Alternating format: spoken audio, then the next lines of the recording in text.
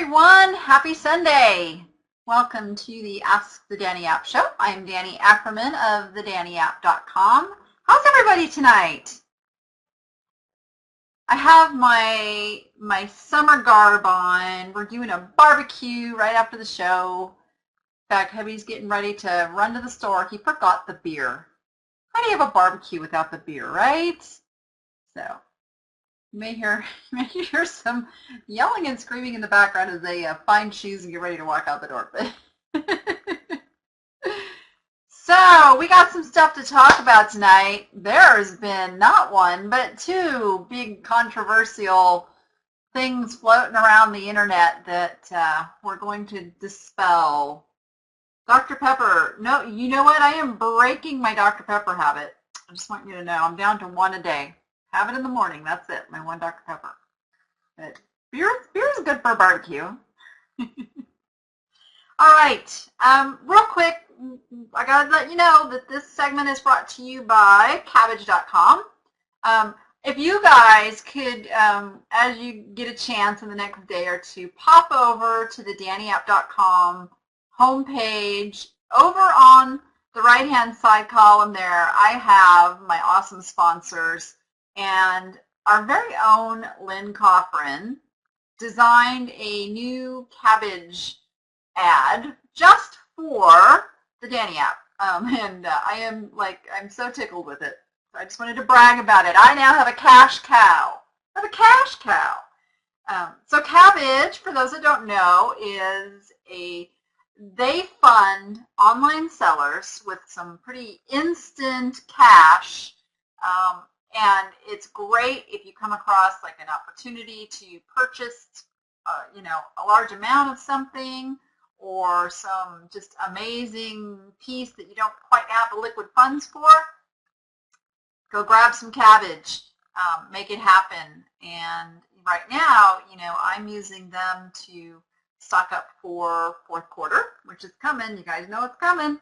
So Cabbage is awesome. You can just go to getsomecabbage.com to see if you qualify. Just about everybody qualifies if you've been selling, for any amount of time. And that's kind of the criteria. They go on your online selling reputation, not so much your credit report. Yeah, they look at it, but that's not the deciding factor. They just want to see that you're a good, upstanding online seller. So getsomecabbage.com.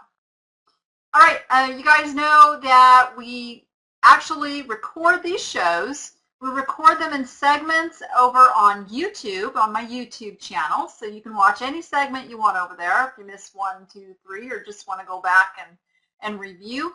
And we also upload them to iTunes, so if you just want to listen while you're driving around, not as much fun because you can't see the stuff, but it's there for you if you want to go listen to them that way. All right, so you can find me on iTunes and YouTube and all over the place. Okay, so let's talk about those rumors. Let's talk about the first one that's not so much a rumor, but it's kind of getting taken out of context and blown out of proportion for what it really is. 15,000 eBay sellers got suspended this past week for falling below the minimum standards. And you guys, this is a good thing. There's nothing bad from this. I will tell you, I know one of them personally.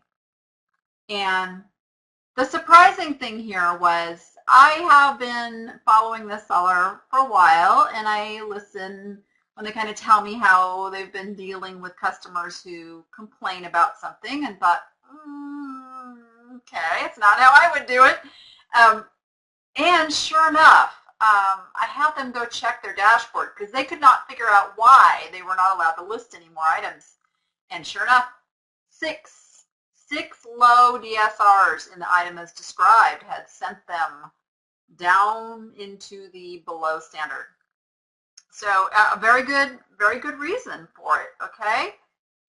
So you guys got to watch your dashboards, and you got to watch more than that basic dashboard, just the little summary.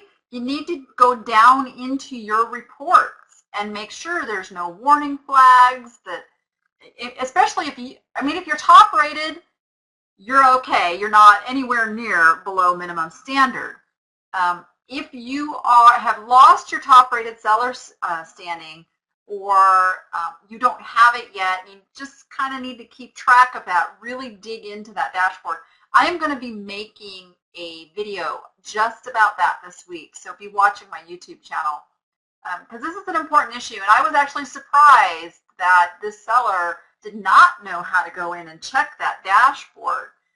But apparently there's a lot of sellers who aren't aware that there's more information there that they need to keep track of. Okay, so you fall below, I mean, this goes in increments. You know, you lose top rated, and then you can be above standard, and then I believe there's like standard, and then when you fall in that below, you've had tons of warning. You know it's coming. There's no denying that there's been some issues. So for it to get to that point, these were not 15,000 sellers who were doing everything right, and then boom, eBay pulled the rug out from under them. Okay, let's be clear here.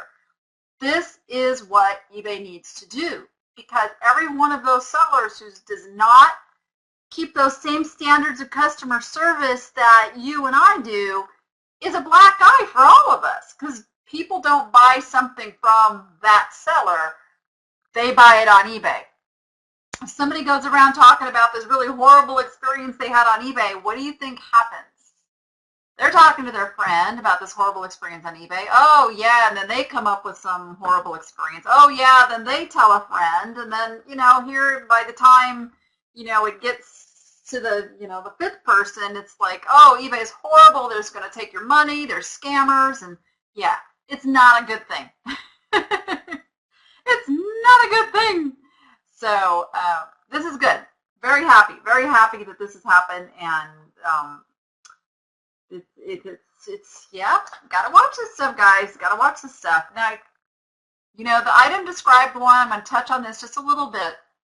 A lot of you are very concerned about this. I'm telling you, pictures, number one, take absolutely incredible picture close-ups of anything that could be considered not perfect condition. Just let the pictures do the talking. What I do if something is not in excellent condition with no chips, cracks, in the case of my stuff, which mostly is breakable, if there is some damage to it, if it is significant damage, as in the case of some Disney figurines I've been selling, and as in the case of like this Yadro that I have ending tonight, I put as is in the title. Just put that and put it at the end, because this is not a search term criteria that you need. This is not something that somebody's putting into the search term, but it's there. It's in the title, boom, right when they pull up the listing as is.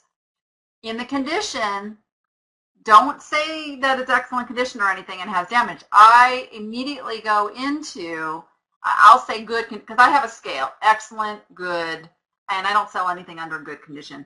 But I'll say good condition, but please note photos, and I always instruct them, please note photos, then talk about what the damage is. And then I repeat it down in the description to, again, please see photos. That way they go back up and they really scour over that photo and see if they can live with that damage. And I have not had an item not as described. And I'm selling lots of broken stuff. So that is one way to protect yourself. All right? So yeah. Yeah, and that's why, you know, Sherry says if they read in the first place, but we have to assume they're not going to read. So make sure it's in those pictures. Make sure they can see it. All right, and that's why I put the as is in the title if it's something pretty major. Item specifics. Item specifics, really, really important, you guys. The condition box is actually acting as one of your item specifics. Okay, so make sure the damage is listed in there, because if somebody wants to return it based on the fact that it's not as described, or they leave you bad feedback and low stars, but you did describe it, under the new policy, that can be removed, but only if it is in your item specifics. So you gotta make sure those item specifics are filled out, okay? But instructing them to see photos works really well, I'm telling you. Okay, how about that other rumor that eBay is selling their auction business? You guys all read that one? I am I'm a little baffled by the fact of the person who wrote this. It's very shocking to me. I don't know where this came from, but let's be clear here. Okay.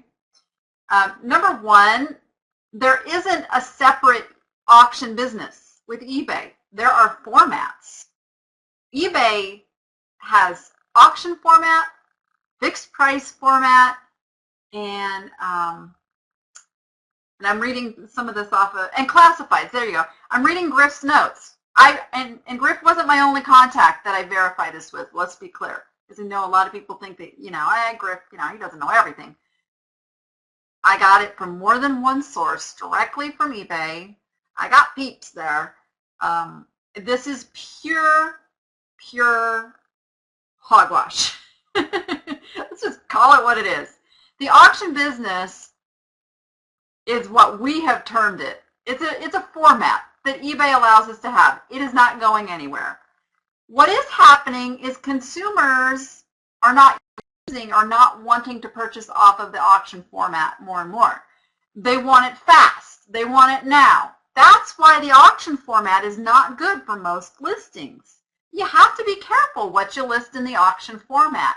It either needs to be rare, and good golly, you get two collectors that want that item really bad, and they can skyrocket the price. Okay, so that's one. Another one is if you're willing to use the auction format as what's called a loss leader.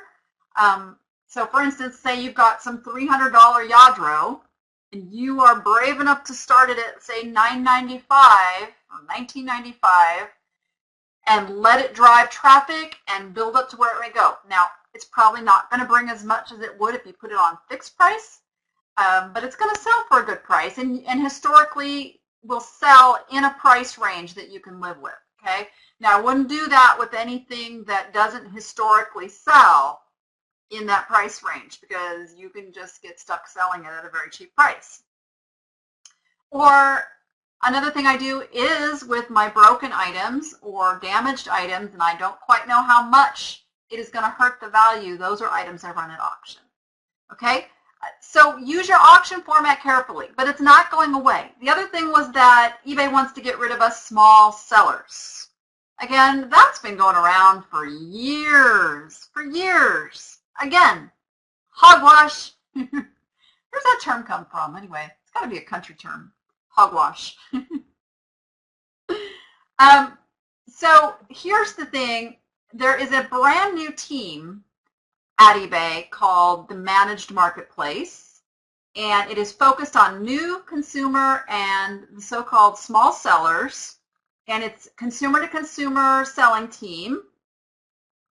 The seller protection is part of that. You've seen how they have started to protect us as small sellers and be there in all this stuff.